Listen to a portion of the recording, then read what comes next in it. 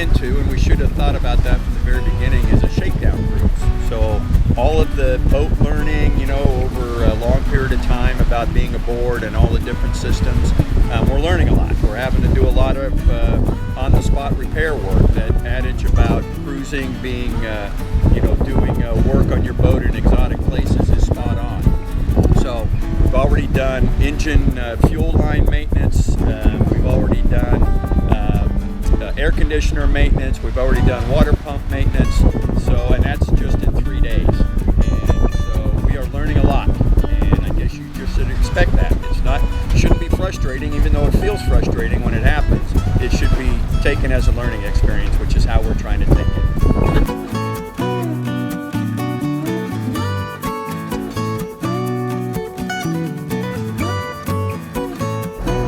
So, sailboating tip 101, stow everything before you hit the rough weather or waves, which we did not this morning.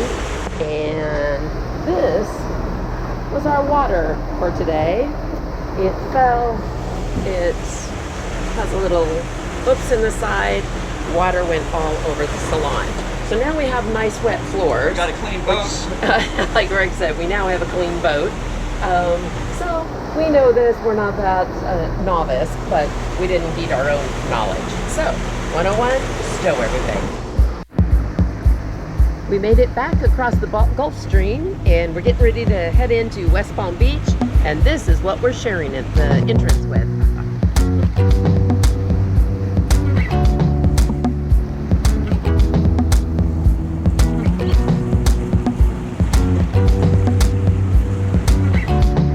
He's a bit bigger than us, so he gets first priority. Right.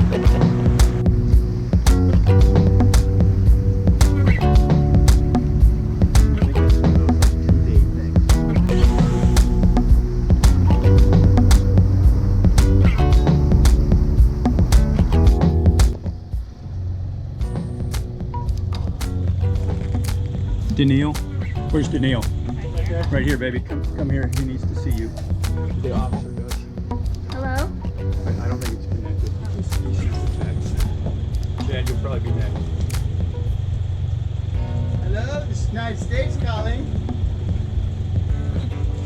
Okay, we've absconded a... You should. Chad is for the Come US across. Customs. He'll come across here. You know how when you have what you consider the best laid plans and they don't quite work out the way you had anticipated? Well, that's what the crew of Cruzan Rhumb 2 experienced once we made it back from our shakedown cruise through the northern Bahamas. We crossed the Gulf Stream. It was wonderful, beautiful scenery, wonderful sailing. We couldn't have asked for a better crossing. We got into West Palm Beach, where the plan was some of our crewmates were going to get off the boat because they had to go back to work, and we were picking up some other crewmates, and they were going to be sailing with us down to Key West, Florida. Got into West Palm Beach, made it to the marina. The swap off of crewmates was going lovely, and that is when the problem happened.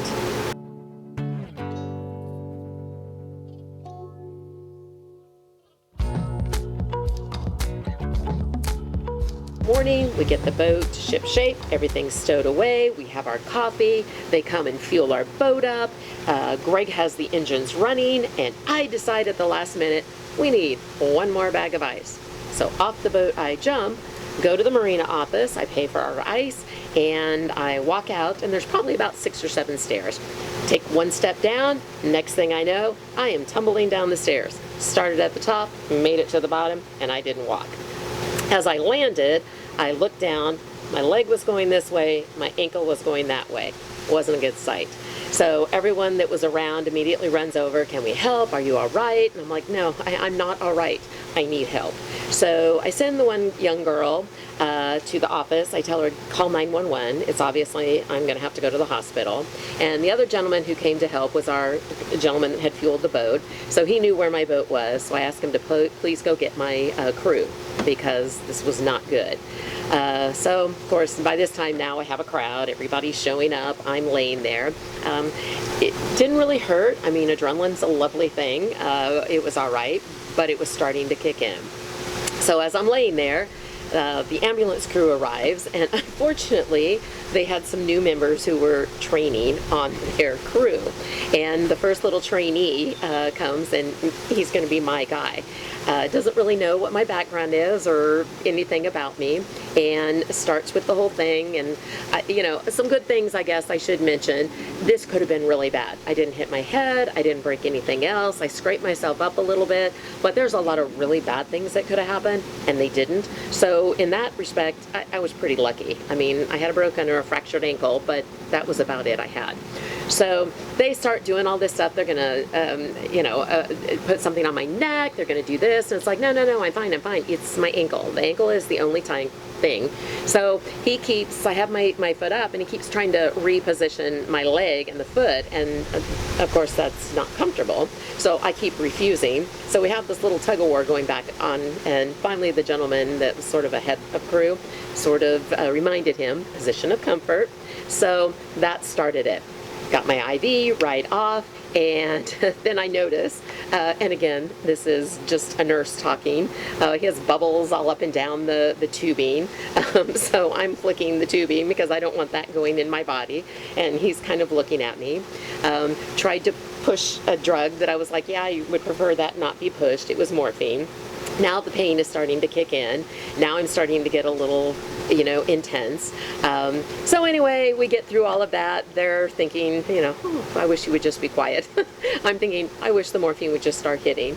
We get me on my gurney, we get into the ambulance, and we have a new ambulance driver. So we're up, back, all around trying to get out. Finally, the other gentleman takes over the driving of the ambulance because it's a very small, contained space that we have to get out of. Again, we have to have some good news.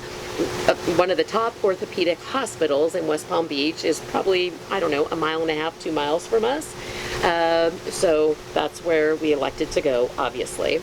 We get there, I go into the ER, or check into the emergency department. I came out of the Marine office, went to go step down the stairs. I hit a spot, and it was like, I don't know, my foot just slipped out from under me. There was probably about 4 steps, I would say. 4 or 5, yeah. 4 or 5.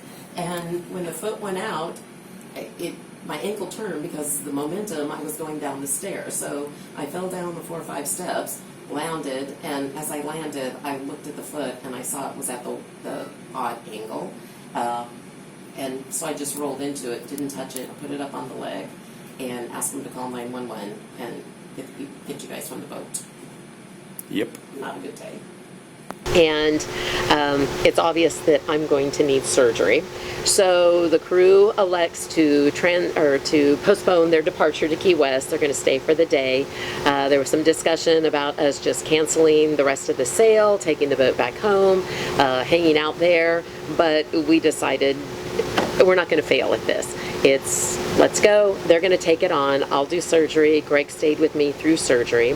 This happened probably about 8:30 in the morning. I had surgery about 11:30 that night, and then they took off the next day and headed down. But, we had a few little things. I've always been on the other side when broken bones have had to be reset or dislocated. Things had to be put back in place, and I got to be the person on the gurney and have that done. Didn't like it. Wasn't fun. So maybe I'll have a little more empathy. I thought I was pretty empathetic and compassionate when I was doing it with people. But anyway, went through that. Didn't really have a lot of pain medicine on board when they did that. So I have to say that wasn't one of my favorite parts. But then I got some medicine that helped make it better. Had surgery. Got to spend 4 days in the lovely St. Mary's Hospital of West Palm Beach, establish a very wonderful relationship with a great orthopedic surgery, Dr. Rondon, you rock. Yeah, and now I'm home recuperating. Remember, she said not to break all the time, honey. Do you prefer it like that? Yeah, that might be better. Okay. Now let's turn. You're turning the other way, Dana. Yeah, I think that's too high for you. I have to lower it. That's easy child. You cannot reach with the foot down, isn't it? Yeah, I can. Oh, so why are you doing tippy toe? Well, it's more comfortable that way. Okay. I think you should go flat-footed though, just like a walk, Tina. Like that? Yeah. Then Yes. we it's probably a, need to put the seat down just a little Okay. bit then. yeah, Okay, that'd yeah. probably be best. It's a walk. She's trying to This turn is where again. we She's need trying to Jean. turn again. Oh my gosh. This is what Jean does. She's a physical therapist. We need her. Oh. Well, so as frustrating as it was not being able to go to Key West, and more frustrating not being able to wait. I was I was in bed rest for 2 weeks. I was non-weight bearing for 8 weeks, and then I was partial weight bearing, slowly but surely. I've been in 3 different cast type situations. I was in a wrap while they were waiting for the swelling to go down, and that's when I was on bed rest. Then I went into an actual cast, and that was for 6 weeks. Then I went into but it ended up only being 4 weeks because I had an issue with the cast and I had to take it off. So I went into an air cast then for another 2 or 3 weeks, and then I was in a walking cast. So I've had all kinds of accessories with my outfits. So thank goodness our daughter, our technical advisor, has been home to take care of her mom. I've tried to make it home most weekends from Key West. And of course I've had my own trials and tribulations down there because it's hot and I'm on a ball. And it takes a lot to keep the beer cold. But I'm making it happen.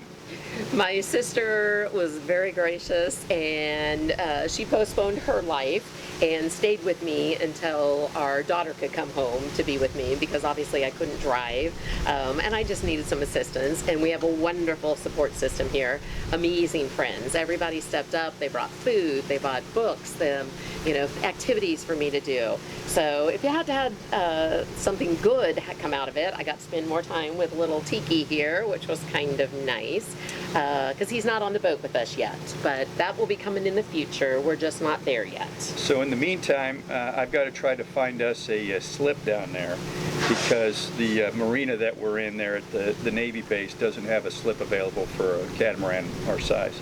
So I'm looking around and trying to find us one, because the doc said she can't go between the dinghy and the boat for quite some time.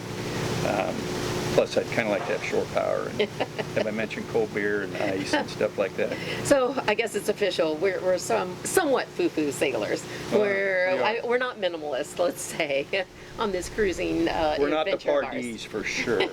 Yeah, they're amazing, and I'm very respectful of how they sail, but that's not us. No.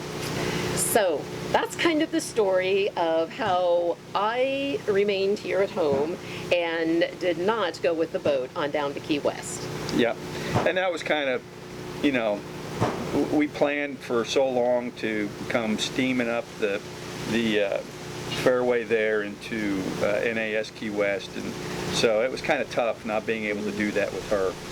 So what we did do though was we FaceTimed her. Yeah. And Jean held the phone while we sailed up the fairway and picked up the ball there, so at least she got to experience that part of it, sort of. That was kind of nice. Like and subscribe. Yeah.